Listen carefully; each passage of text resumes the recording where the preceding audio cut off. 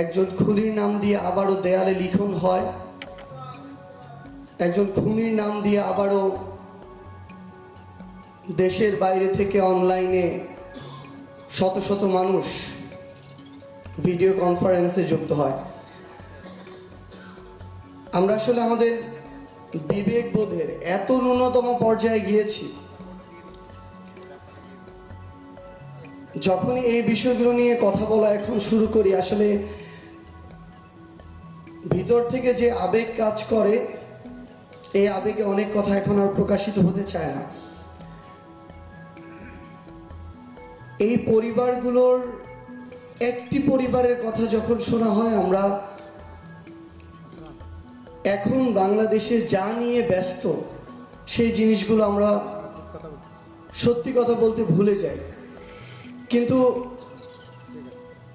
এখনই এই বাংলাদেশের যে চিত্র, মানে কিছু জিনিস বলতে খারাপ শোনায়, কিন্তু আমরা আসলে মানুষ হিসেবে হয়তো এখনো খুব ভালো হয়ে উঠতে পারিনি, জাতি হিসেবে এখনো স্বার্থের বাইরে বের হতে পারিনি। যে এখানে দেশের কি হলো, মানুষের কি হলো, এগুলো চিন্তা করার আমাদের সময় নেই।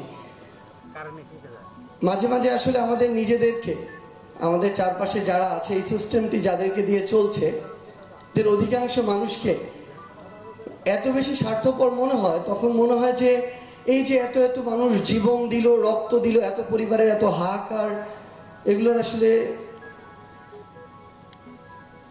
যে ফলটা প্রত্যাশা আমরা করছি, এই ফলটার দিকে আমরা যেতে পারবো কিনা।